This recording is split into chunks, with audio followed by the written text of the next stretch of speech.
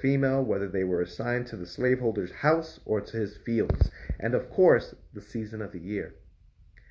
Regardless of the foregoing conditions, however, slaves were generally required to work from sunrise until dusk. They were usually worked under the supervision of white overseers whose job it was to maintain strict discipline. All slaves were required to work, and the slaveholder decided at what age children should go into the field. Violation of child labor laws. Violation of 8-hour workdays and labor laws. They did not give a fuck. Sorry for the language. In general, by the age of 5 or 6, children were expected to follow their parents into the fields. When a slave woman was too old to work in the fields, she was expected to perform domestic tasks for the other slaves, such as caring for the small children and preparing food. Old men tended gardens and cared for the animals. On larger plantations, an elaborate division of labor developed. There were skilled craftsmen such as carpenters, mechanics, and blacksmiths, a variety of domestic servants such as coachmen, housemaids, butlers, cooks, laundresses, etc. And of course, they were field hands who cultivated and harvested the crops. In the cities, slaves worked in construction and maintenance work, in domestic work, at various crafts such as carpentry and cabinet making, in laundries, and in cotton presses. They were few occupations tasked in the antebellum South that slaves did not perform, and although some slaves managed to evade the 14 to 16 hour day by malingering, the system was such that most of them were forced into a rigorous routine of hard labor. So why is it that we call black people or poor people lazy when the people who were making no money worked 14 to 16 hours a day, busting their back for people to sit in the shade and drink tea? Who's lazy? Because of the division of labor among slaves, status distinctions developed among them. Status was frequently derived from the wealth and extent of holdings of the slaveholder. But the most important distinction were those between domestic slaves and those relegated to the field work. The house slaves enjoyed higher status than the field slaves, and they jealously guarded their superior positions. Slaveholders tended to attach greater significance to the appearance of these slaves, and being around the slaveholder's family afforded them the opportunity to assimilate to external forms of behavior which they observed. They picked up on what the children were doing, they picked up on how the wife talked, they picked up on what the husband was doing in the house in order to survive. Slaveholders and their families, who usually preferred mulatto house servants, encouraged the division between house slaves and field slaves as a means to maintain control over them. So mulatto in context is when you have white people or other people, basically lighter skinned African Americans, right? And they were the ones seen as house slaves, versus the field slaves, which were always the darker ones. You already have this input of skin color being important. Looking at my skin tone, I'd probably be a house slave. Looking at my hair, I might be in the field. Ain't that some crazy shit? That's right. Viet Cong never enslaved people. And it's sickening to think of the idea of, based on your skin color, depends on what work you do. Not on your skill set, not on your bootstraps, not on your morals, not on your work ethic, on your skin tone. If you're dark, go in the field and get darker. If you're light, I can withstand you to be in my house and near my children. The living conditions of slaves were generally in keeping with their almost total lack of status. Most of them lived in small, crude huts without the most elementary provisions for sanitation and safety, such as floors, windows, and interior walls. Whole families were frequently crammed into a one-room cabin.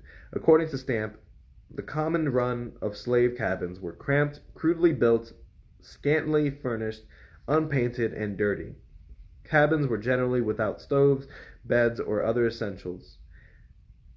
Writing about the childhood as a plantation slave, Booker T. Washington recalled, "I cannot remember having slept in a bed until after our family was declared free by the Emancipation Proclamation." Now, one thing that gets me in that context right there, you had the slaves living in shacks and these broken down wooden structures, right? My question is, who built them?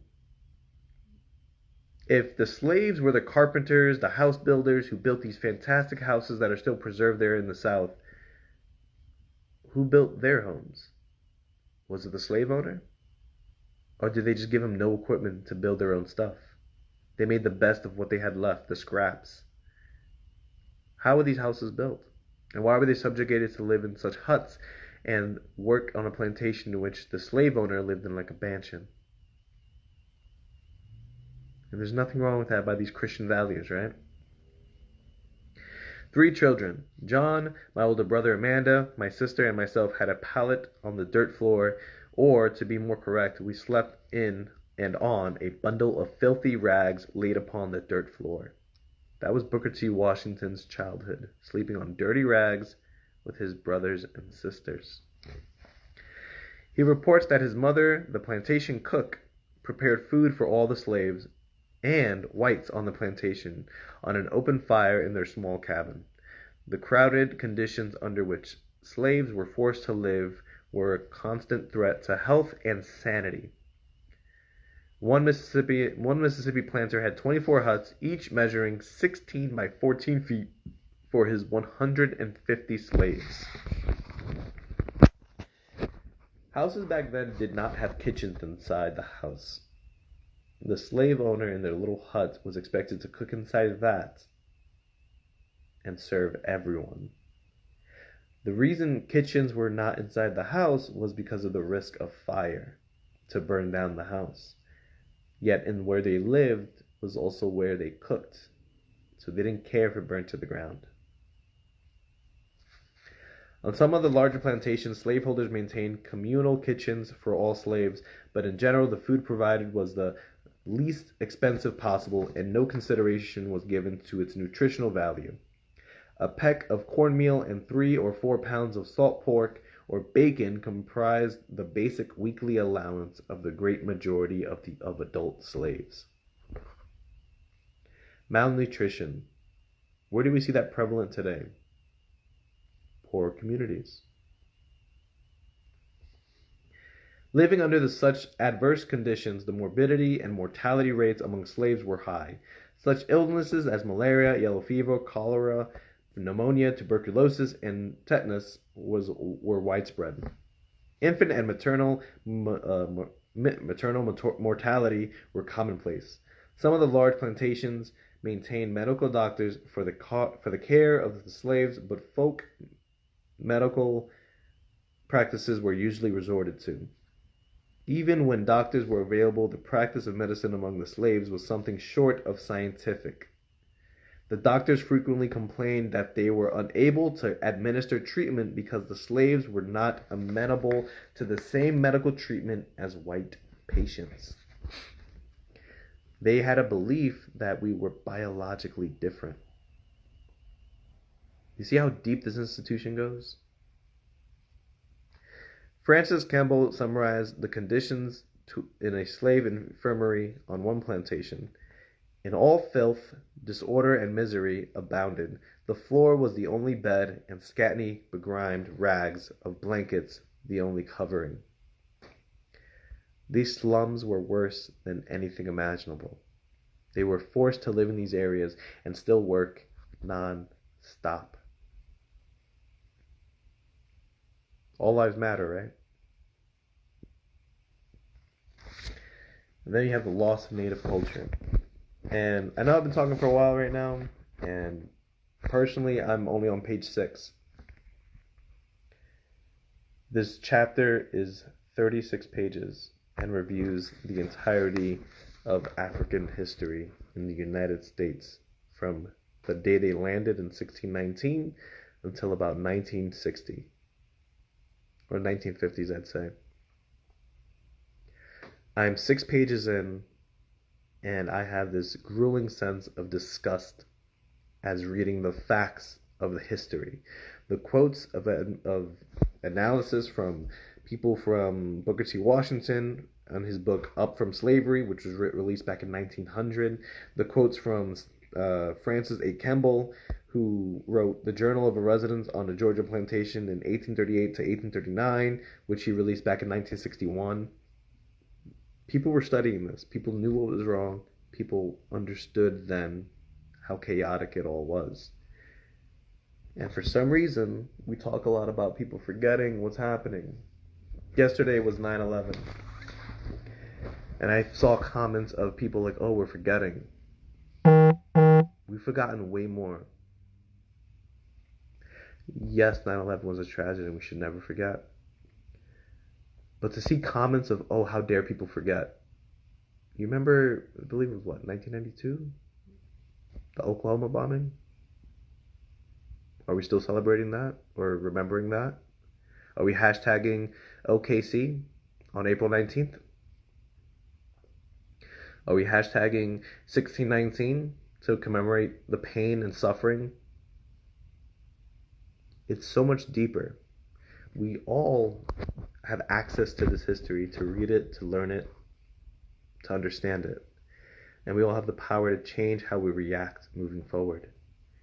Lashing out at people for not being as expressive or not being involved is useless. We all have our own issues and our own problems that we're dealing with. But in this country, African Americans have a deep, unique reality. Understand, when people say Black Lives Matter, that's it. Matter. It's not up for debate, honestly. Because every time you say all lives matter, you're disregarding the black ones like we have been doing for 400 years.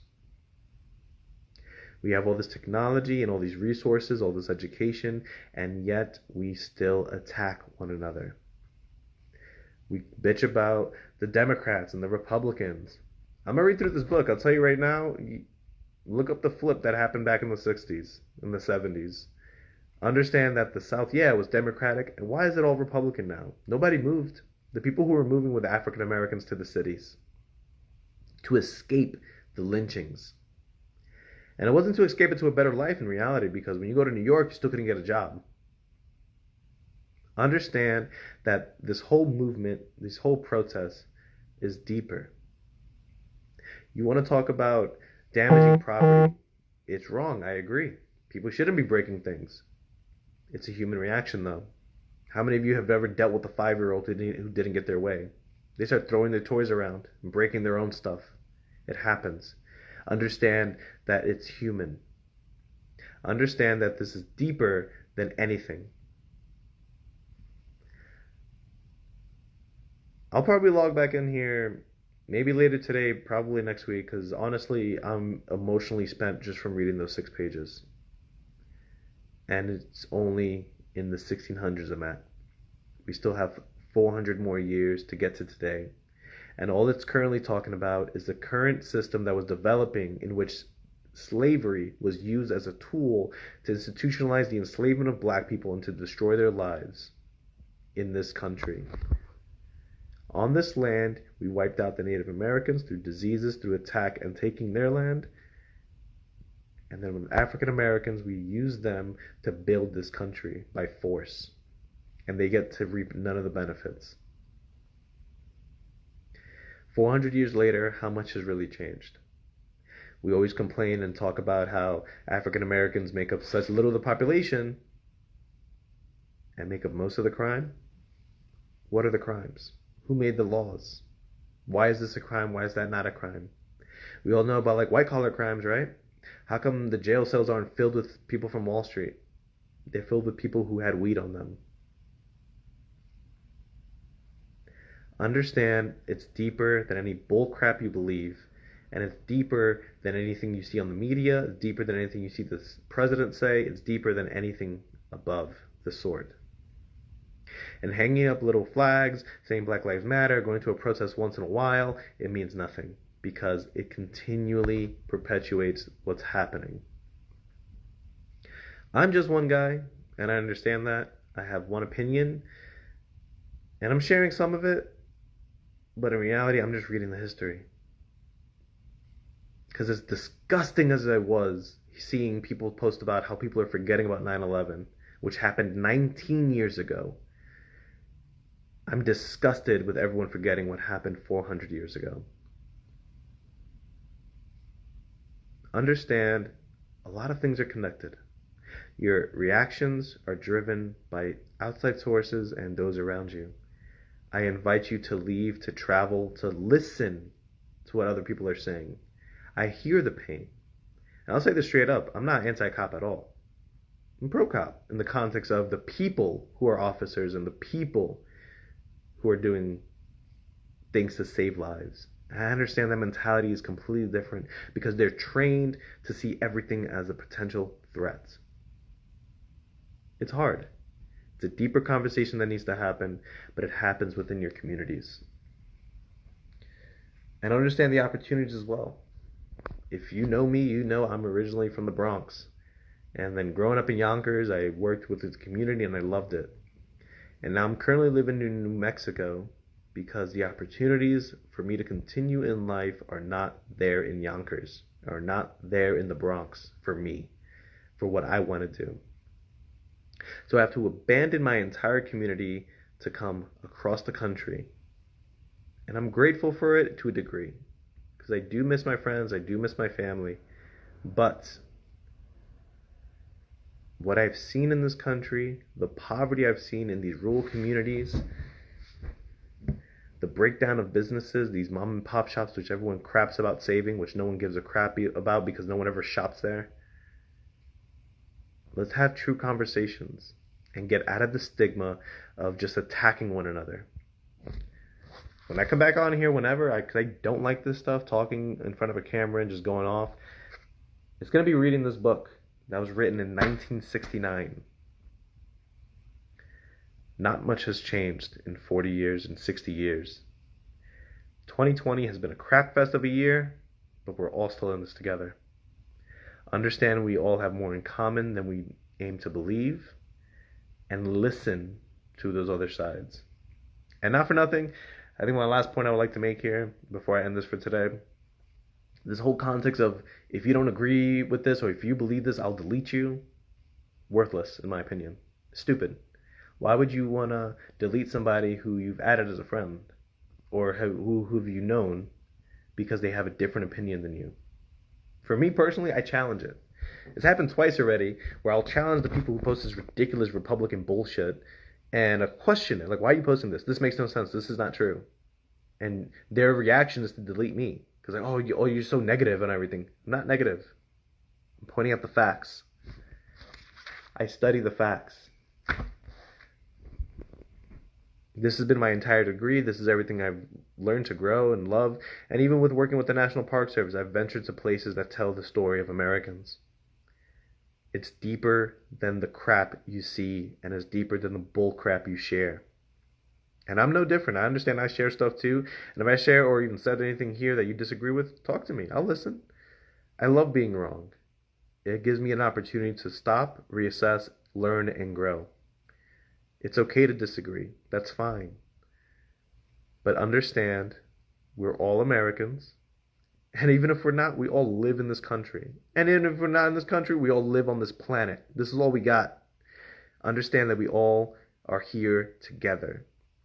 And understanding what these things mean and understanding the irrationality of the fears that we have. Some of it's based on truth, yeah, sure. But it goes deeper than what you're seeing today. And with that, I'll end this and maybe log in later today, if not, probably next week. If you have conversations, I'm open to talk. You want to talk about poverty? I've driven through Kansas. I've driven through Texas. I've seen broken down homes. I've seen broken down this. I grew up in the Bronx. I saw the drug addicts on the streets. I'm living in New Mexico. I see them walking around town. I get it. This is not a simple issue, and it goes way deeper than that. And I'm going to be talking about it when I read this book to you. And remember, all that I just said in this video was only 6 pages. And with that, later.